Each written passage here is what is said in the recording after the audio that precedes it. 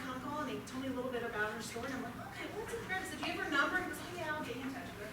So I gave her a call, and so she ended up coming to the hospital one day, and we all had lunch. And so she told me her story, and one of the things that just really stuck with me is her story was wonderful, but just her attitude about the whole thing. And I thought, this is something, her story is something that our Bloom readers need to hear and they need to read. And so, not only from just the hope message that it gives women to be dealing with cancer, but to me, I realize that regardless of what you're going through, whether it's something medically related or just life in general, where you need hope, Barb's story, that her story applies to all of that. So with that, we thought we've got to do a story. So, and then on top of that, she speaks, which is even better.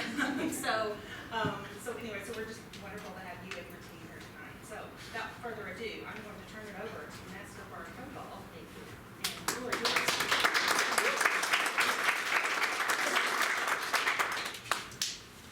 First of all, I'm thrilled to be here because, as she stated, I had the opportunity to,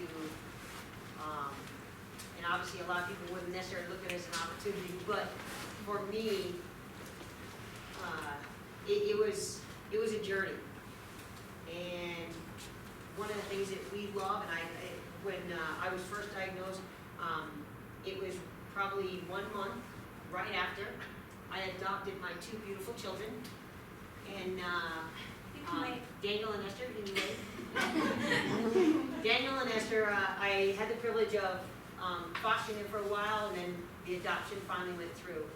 And what was so neat was 1 month after I did it, I felt something, and I had told my friend and things like that, and my friend Christy told me, you need to go get it checked, you need to go get it checked. I was like, I got these kids. She's like, no, not an option.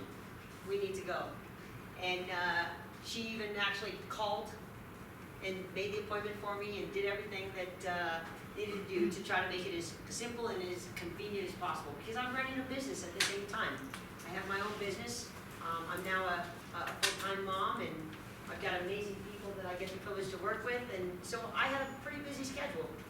And so anyway, and I didn't give her a choice. There we go. So anyway, we ended up coming here, or not coming here, we actually ended up going to one of her lady doctors, and didn't think anything of it. She thought, it's going to be benign, it's not going to be anything, no big deal, because we were going to Korea not too much longer. And after I was diagnosed, we were at Gunter Tuity's with our team. We had done an event that morning. We were at Gunter Tuity's with our team, and somebody had called me, the doctor had called me and said, hey, I've got some bad news. And I said, what? And she said, well, I've got some bad news, and I gotta get you to the doctor pretty quick, and I got you to do this and this and this, etc. Well, I'm an extremely positive person. And as an extremely positive person, I took that bad news, and I thought at first, no big deal. As I'm walking back in to sit with my team, that bad news affected me. And remember, I'm an extremely positive person. So imagine if you don't have the privilege of having that, positively constantly in your life, and if somebody says, the first words out of your mouth over a phone says, I've got bad news.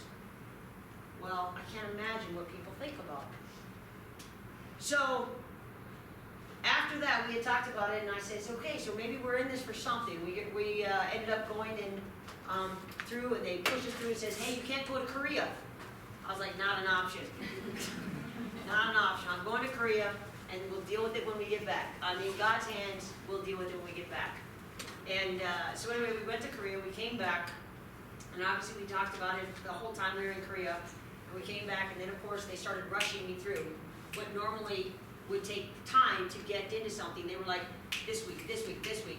And then we had the privilege, as soon as we found out that it was stage 3 breast cancer, we had the privilege of having this amazing lady as our navigator, and Sharon, because holy cow, information after information after information, you just get everything, and you're just overwhelmed. And I'm thinking, I don't know what's going to happen here, because there's way too much information for us. There's way too much information. It's information overload. And what was so cool is Sharon would call us, because we gave her both of our numbers. Sharon would call us, and next thing you know, she'd say, okay, you need to go here, you need to go there. And it was so cool because I had my own coach. I had my own coach right here. That's what's so amazing about this program here in the Springs, is they make sure that you're not doing this by yourselves. We didn't really tell anybody yet, but we knew that we had a coach that helped direct us where we needed to go. And I'll tell you, that, it was very stressful, but that relieved a lot of pressure. And so I was very impressed with this Rocky Mountain Cancer Center in a very short period of time, because I needed a coach at that time. After we got diagnosed, I remember being in the parking lot out here, and my amazing friend was in tears. And I looked at her and I was like, it's okay. It's okay. God's not going to give me these kids and then take me away like that. I can't imagine. And she's like, you're just not realistic right now. Don't you understand? She didn't understand. Yes, I did. But for me, this is the concept.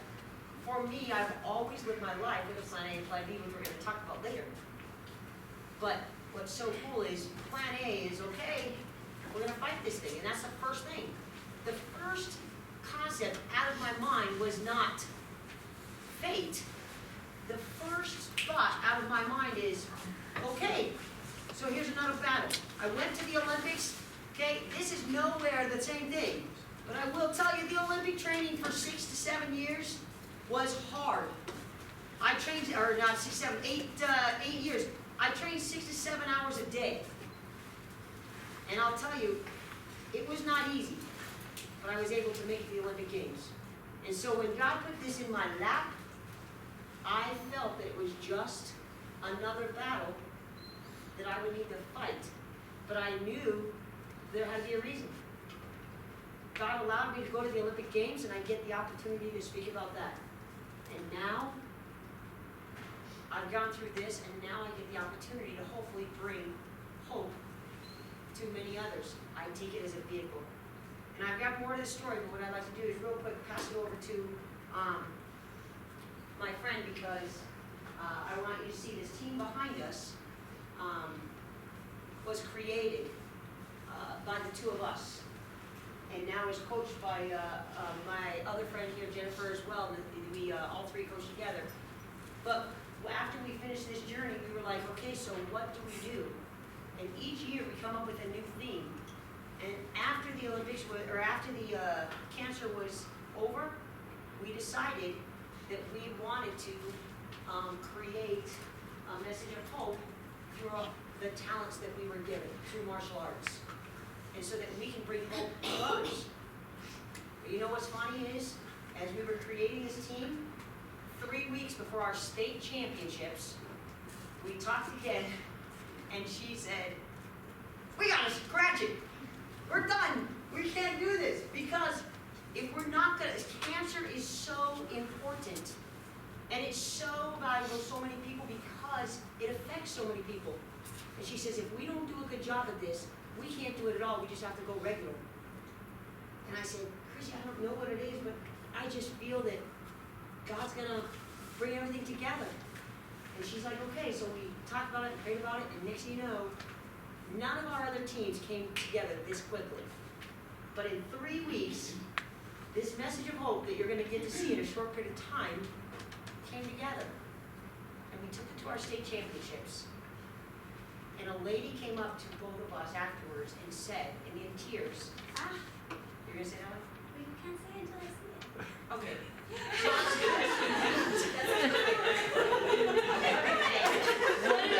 It's going to be very exciting. But without that, I'm going to actually pass it over to my friend who was my caretaker through this entire thing.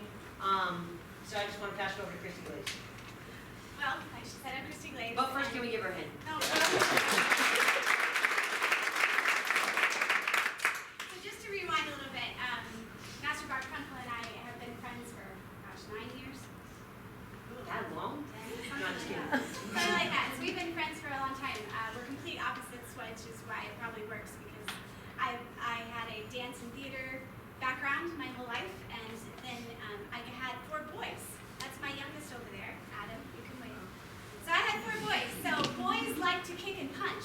instead of them kicking and punching each other, I put them in Taekwondo.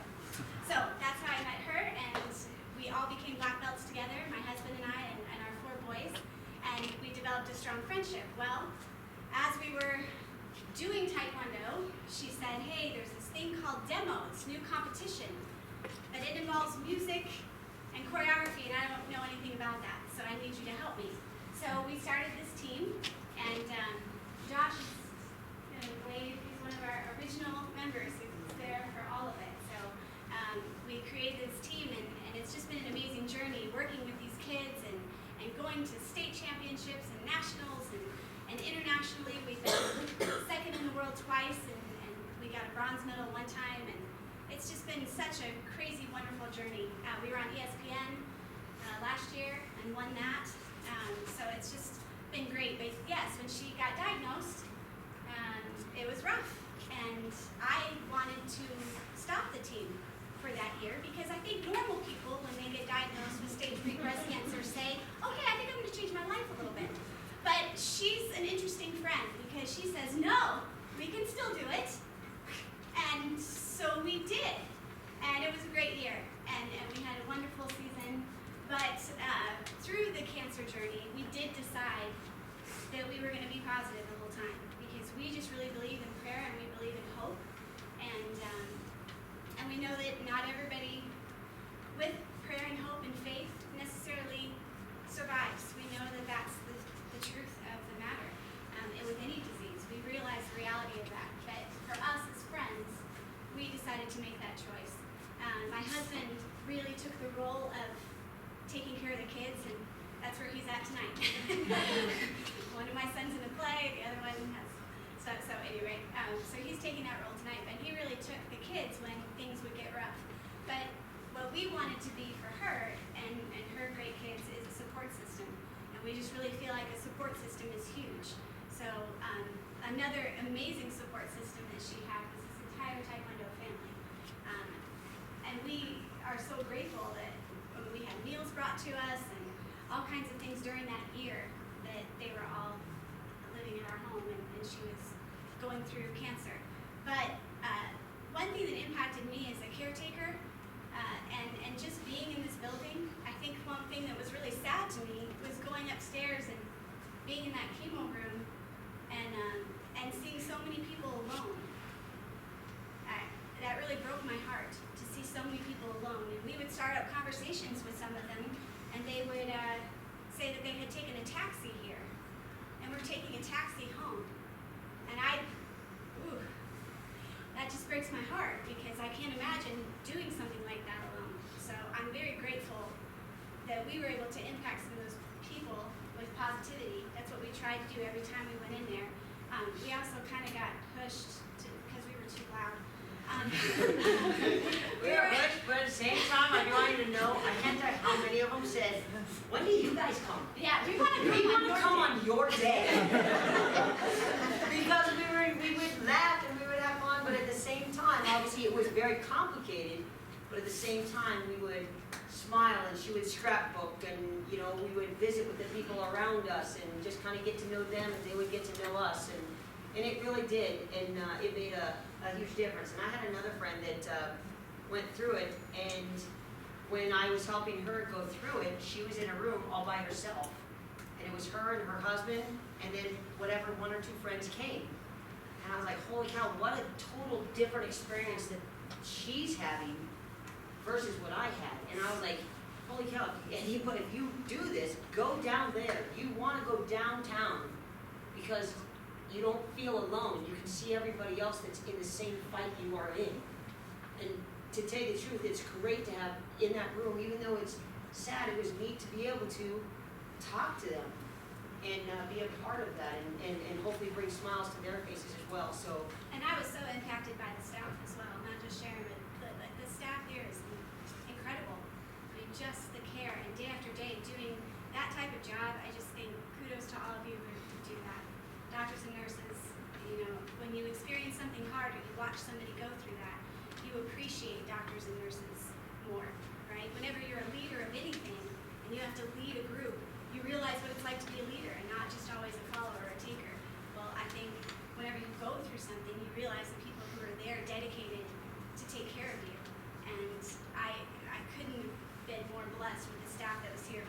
she did decide to be a little stubborn. Nod, no. It was nice to have backup. It was nice to be able to say, yeah, make her take it. She's gonna take these meds. But anyway, at the end of the journey, we both did say, okay, let's make sure that we impact the rest of the world with this message. And what was so great is the fact that we do go to states and nationals and the worlds. So this message has not only been shared at those major competitions, but it's been shared Worldwide. worldwide, yeah, all over And matter of the fact, we even internet. translated everything into Korean when we went to Korea. We translated everything into Korean because we wanted them to really feel the impact of this message and not just the English version. So it's kind of neat because So- they did both. I think we should let them do it since they're standing there so nicely. But we do this for training purposes because we want to make sure they know how to stand and smooch. So without further ado, we'd like you guys to enjoy our martial arts and our message of hope.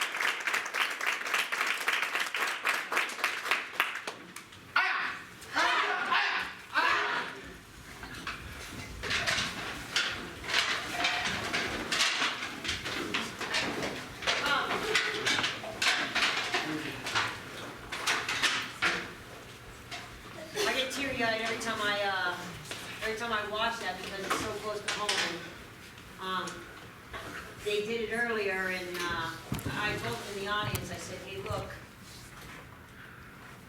I told them in the audience, I said, hey, look, guys, I said, I'm going to tell you, this next year that we're doing this, it's not necessarily about the gold medal. You guys want to know what the gold medal is to you?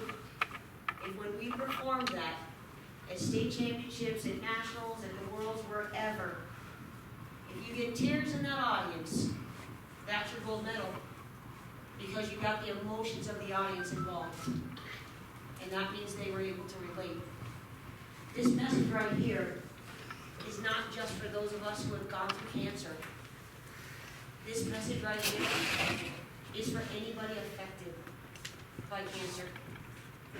The people in this room, I'm sure you have been affected, whether you're the one that's going through it, whether you're the caretaker, whether you're the doctor, you're the nurse, or you know somebody who's gone through cancer.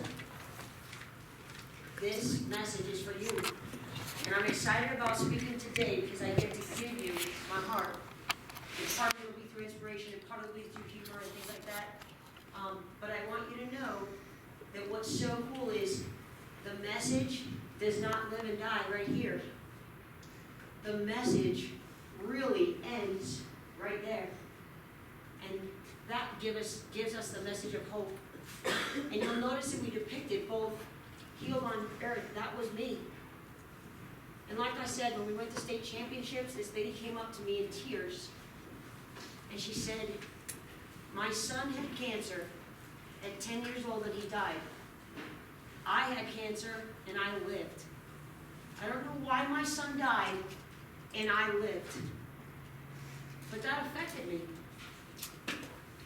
And it told me why. It gave me a reason why God wanted me to go through it, because it told me, hey, this is not about you. This is about me having the opportunity to use you as a vehicle to be hopefully bring understanding and hope to others. When I first was diagnosed with cancer, I had so many amazing friends. And we were trying to figure out, I had 400 students at the school, I was teaching Taekwondo, 400 students right here in Colorado Springs. And afterwards, I thought, you know what? This is what's going to happen. I'm just going to go through this because I don't like to give a burden to other people. And I thought, okay, I'll go through this, and then when I get partway through it, then I'll tell them. So then they know that I'm almost done, and then they don't have to be fearful because I'm almost done, and they can see that I'm almost done. And of course, my friend again talked in my ear. What are you thinking? Are you nuts? That's not even an option. Does that work for me? That's not even an option. And so, needless to say, obviously the very first person that we needed to tell was my parents. And I was like, I don't want to tell my mom and my dad. They're just going to worry. I came from Washington State. They're just going to worry. And I don't want to tell them. Let me get through this, and then I'll tell them. And then when they realize I'm okay, then they're like, oh, okay, thanks for telling us. Okay, so obviously, my mindset was not where it needed to be. However, sure enough, we called my mom and told her. And the next day, she was on a plane out here. I was like, what? That's my reason for not telling you, Mom. You know, you're on the plane, the next day you're out here. I was like, Mom, it's going to be okay. Now, today as a mom, I fully understand the why. And if my children ever have it, they're going to tell me. And I've already coached them on that already. If there's anything that goes wrong, you better tell me. And vice versa. Mom, Dad, if anything happens, you got to tell me. So, needless to say, I learned a big lesson. My mom came out, and but again, we were trying to figure out, how do we tell everybody? How do we tell everybody? And we discussed it, and we decided that instead of telling each of my students one by one and having that tough conversation tons of different times, we decided to make some videos. And in those videos, what was so neat again is we made these videos, and I thought the videos were only going to go out to our students. Well, what was neat is we put them on and they went out to the nation.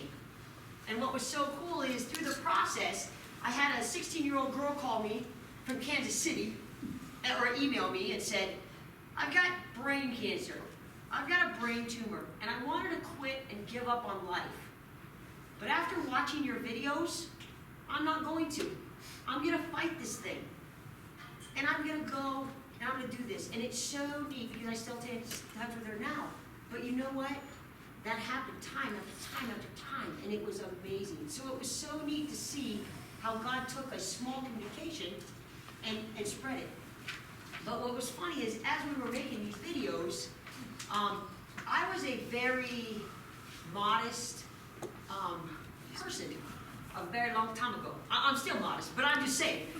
When I first got this, she was laughing because I was so modest that she's like, this is why he gave you this type of cancer. You know? He gave you this. And what happened is, on these videos... That makes it sound like I'm in modest. No. My bad. No. What happened was, on these videos, I could not say the word. I could not say the word for the longest time. And so I was like, look, The word okay. breast cancer is what she's saying. No, right. So anyway, I couldn't say the word. And so when we were making these videos, they were filming me, and I said, well, and as I was saying it, I was like, I have cancer in the upper region. And she was like, what? They're gonna think you have brain cancer. What are you thinking? You need to say it. Say it right now. And she helped me learn how to make some adjustments. You know, because I'm a single person. You know, so obviously there's a lot. Never mind. So anyway, needless to say, I was able to learn how to say I have stage 3 breast cancer. See, today I have no problem saying it, but a long time ago I did. Well, through the process of coming here and doing the doctor's appointments, that was a whole new world for me. Dr. Cates is an extremely, very special friend of mine, and I remember us going out to lunch, and I was telling him, things about, I don't know if I can do this. I've got male doctors here, this, and this. He goes, look, and he would kind of, you know, direct me and coach me and say, you can do this, you can do this, because he works here, so he kind of understood the concept. And so it was so neat to have a very special friend that was also behind the scenes that could help walk me through this.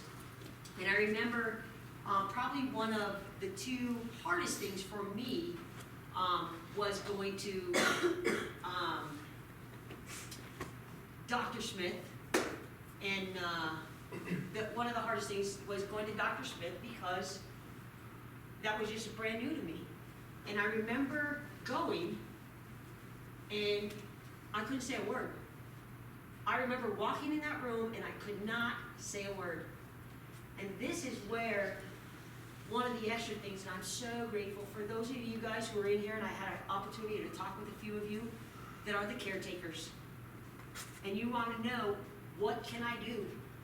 Some of you guys are going to bring meals, some of you guys are doing different things, but I'll tell you, one of the most precious things that I had as well was when every single doctor's appointment, she was there. Because when you're going through something, you get tunnel vision. And you can't think right. You walked in there and you're going and you're listening to doctor, and they speak doctor language, and you know, you're like, what? I need a translator. You know, what is that? I need a translator. And it was so neat because she would rattle off. I thought she was like the most brilliant person. I thought she was the most brilliant person because she would rattle off questions. I was like, that's a great question. That's another great question. But it's because I wasn't necessarily thinking correctly. And when I was in tears, she knew that I was closed, and she was able to talk to Dr. Smith for me. And I just said, I want out of here, I need out of here, I just don't think I can do this. And it was so neat because she helped me walk through so many of the hard times, you know, and that weren't easy. Well, and I just want to back her up on that, you know, again, going back to seeing people up there in chemo with no support system, it really broke my heart, and that's why I was so grateful for this hospital who did promote. You guys do such a good job of putting flyers up saying, here's a support group here, here's a support group here, here's, a meeting. I love how much you guys promote that. Because you do have to have some sort of support system. I don't know how you could take in any sort of disease, whether it's cancer, anything very difficult, without somebody being able to process that with you and process and take the details, because no matter what it is, whenever you're going through something hard in life, you have to have a friend. You have to have someone to walk through it. So, and being a caretaker is hard. It is a hard job. Not just being overwhelmed with the medicines and everything that you process, but then, and making sure you've got everything correct, but also then comforting the person who is sick, and making sure that they're okay. So with that being said, I will tell you this, if you are a caretaker and you are in here and you are supporting somebody with cancer, I will tell you this, one of the most important things that you can also do is make sure that you have your own support system. Yeah. And your own. She had her husband, Scotty, and my other friend, her husband was walking her through it. And I had the privilege of telling him, look, you're her support, but I'm telling you, you're gonna walk her through this, but you need a friend.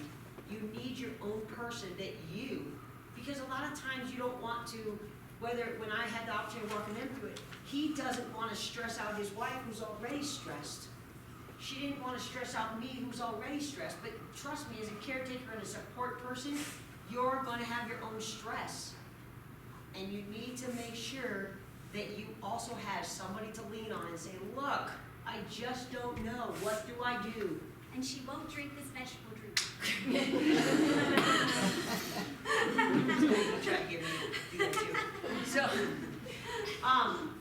but with that being said, I skipped over something that I think is so very important.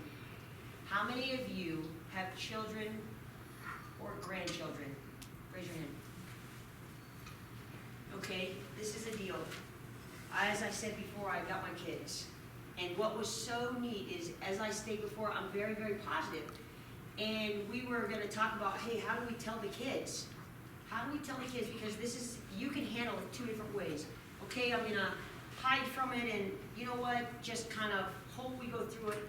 Or I'm going to tell them and see how they handle it.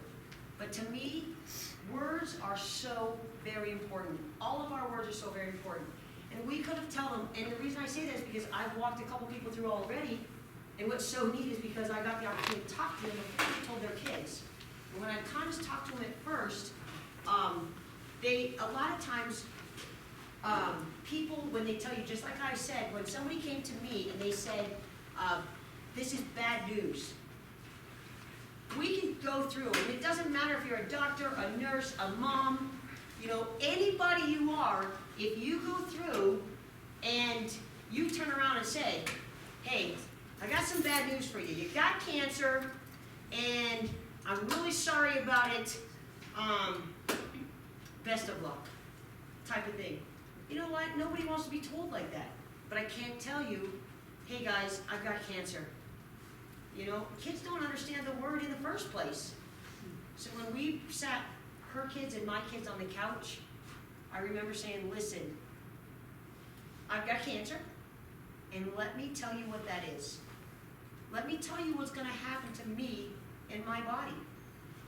I'm going to have some challenges. It's going to be tough. I'm going to lose my hair. But guys, guess what? We're going to fight this thing. We're going to fight this thing together because we've got God on our side. And I told those kids, you know what? Trust me, it's not going to be a big deal. And we actually, during the process of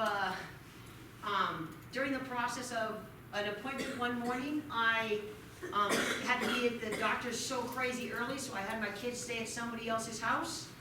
And anyway, I made some soup, and I thought, oh, I gotta turn it on for 5 minutes just to heat it up so that I could do it. I turned it on for 5 minutes. Well, needless to say, I was obviously very focused on my doctor's appointment, and I forgot to turn it off. Well, my life is pretty busy, and I don't get home till 9 o'clock. So now, at 9 o'clock at night, I'm walking in, to my house, and my kids walked in the house, and they were like coming out, and Daniel's like, Mom, it's smoky inside. I was like, what? Go check it. What? And Esther goes in, Mom, it's smoky inside. All right, get out. Let me go check it. Oh, goodness heavens. I ran in. Well, that thing was on high all day long. And please understand that this stuff is going to happen. So needless to say, And that was before chemo, so that was not chemo brain. that was not chemo. But that was pre-chemo brain. That was stress. That was stress brain. Okay. Stress brain. But in the process, so that happened. And so, needless to say, I had all this stuff all over my house. But you want to know what's cool is when we were searching, I was like, why? What is going on? Why? First you understand why here. But what happened was the gentleman that came to our house that assessed it, and we went through, and nobody could help us. And this one company helped us. And Because then this was right after the Waldo Canyon fires. Yes. So on top of that, everybody was booked, right? So it was really hard to find anybody. So we were just calling the phone, like, and we both were like, why would this happen now? She just got And this diagnosed. gentleman, And the house didn't burn down, which was great. Yeah, praise the Lord. But still, so much damage was done. but this gentleman came, and as we started talking, we started going through everything, he said, maybe I'm supposed to be here. And I said, why? What's going on? He goes, my mom passed away from cancer 4 years ago, and I never got closure. So maybe by helping you, I get the opportunity to get closure with my mom. You know? And again, it was just God sending us a message and saying, look, you're a vehicle. You're a vehicle. You are going to help people, whether they need closure, whether they need hope, whatever they need. And it was just another message. Anyway, it was neat is because as we continue to go through, one of the things I had told her is I said, hey, look, I think God wants me to help the doctors and nurses learn how to change their words. And I said, I think we just need to listen to the doctor. And she kept saying that, but I was like, well, they just said this, and I just want to help them reword it so that they can just say it this way, you know? And so I told her, I said, I think that's my mission. I think maybe that's why I got cancer, you know? And so through the whole thing, it was neat because I got to be great friends, of course, with all of them, as we know that we do become great friends. But at the same time, we would converse back and forth, you know, and they were pleasant because they were like, hey, thanks, appreciate it. Been doing this for years, but thanks. But anyway, it was fun. So anyway, as we proceeded to go through the chemo part, again, life went up and down. The first time we went into chemo, again, I was sitting there, and I remember Christy standing up, and I wasn't feeling good, and I didn't understand the why. And Christy's like, are you okay? And I'm like, yeah, I'm good. No problem. And she's like, I'm just going to go get a sandwich, okay? And I'll be right back. I was like, yeah, okay, no problem. She goes up, and she gets the nurse. And the nurse came back, and as she comes back, my face is beet red, like her shirt. My face was crazy beet red.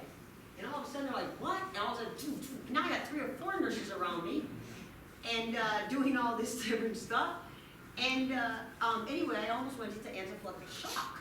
And I think it was just my body not doing everything right. But again, how important if I would have been there, you know, by myself, or if I would have, you know, like I told her, it's okay, I'm fine. And yet she's like, I'm just gonna get a sandwich. See my pride. I wasn't disrespectful, But she at the same time wanted to make sure, now, next time you're gonna listen to me. And actually I had said it, but I said, okay, absolutely, no worries. Well, it happened a couple times, and twice. It happened twice before we finally were able to figure out the exact things that needed for me, you know, in my body. I'm not saying that this was an easy journey. It wasn't. The Olympics wasn't an easy journey. The Olympics is nowhere near this journey. But I am saying, in life, we're not all always given easy journeys. Okay? Everybody do me a favor. Everybody say, it's not if. It's not if. But when. But when. One more time. Everybody say, it's not if. It's not if. But when. But when.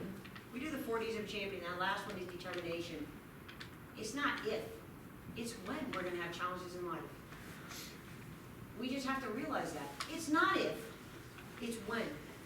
And it's what we do with those challenges that are gonna make a difference. You know, we can take those challenges and turn around and be like, oh, why am I the victim? You know, why? And you can take it and focus everything all on yourself. Or you can turn around and say, look, I've been dealt this deck of cards. What am I going to do with it? And am I going to turn around and am I going to fold? Or even if I get a bad hand, am I going to fight through it to see if I can make something of it? And to me, that's the major thing. And whether you're a caretaker or whether you're the one going through it or whether you're a friend that's helping, I'm telling you, this is something that I believe that we need to share with each other. Again, it's not if, but when. And it's not easy to hear that, especially if you're the one going through it. Hey, it's not if, but when. But you know what? We can fight this. We can do this. And even when they're telling you, hey, I just want to let you know, I use small challenge a lot, and I know doctors can't really say that, but hey, I want to let you know that you have stage 3 breast cancer. But at the same time, I want to let you know that we here as nurses and doctors are here to help. You're going to fight this thing. We know you can beat it. But please understand, there are 2 outcomes. Outcome number 1 is plan A. Plan A, you are going to beat this thing. You are going to fight it. But please understand, we also understand that there's a plan B. Plan B is not the one that we want to focus on, the one we want to hear. But we do have to be realistic and understand it's there. But understand, plan A is where we're fighting with you. We're going to be right there with you. Okay? However, don't forget, we still have to have plan B. And that's how I lived out my cancer. Plan A was I was going to fight this thing. But I will tell you, I went and got my will done. I went and made sure that my kids would be taken care of just in case something did happen to me. I made sure that everything was all in order in case. I lived here, but I made sure I had a plan B just in case. And guys, this is great with cancer, but this is great with everything else too. Everything in your life. You should have 2 plans. Plan A, my son's going to go to college, my son's going to do this, this, and this. Plan B, this might happen. Okay? Plan A, in life, we're going to retire, we're going to do this, we're going to do this. However, if it doesn't work, I have to have this plan just in case. We need to walk through life with 2 plans. And also have the choice of the attitude no matter what happens, right? All of And the us- flexibility. And the flexibility. You know, my mom's back here today, and she, like most mothers, tell you, you know, you can handle this because God only gives you what you can handle. And I believe that that's true. I do believe He can give you what you can handle. Or another phrase that we hear a lot is, you know, well, you think you have it bad, you have it bad. Well, I'm sure somebody else has it worse. But when you're going through this, you don't want to hear that. And you don't necessarily want to hear the pink ribbons. And I love what they do, but for us, at first, it was not something we wanted to see. It felt like a reminder a lot. But at the same time, now I can look at a pink ribbon and embrace it fully. You know, I have things that represent breast cancer, and they're special to me. Because when you're going through something hard, there's going to be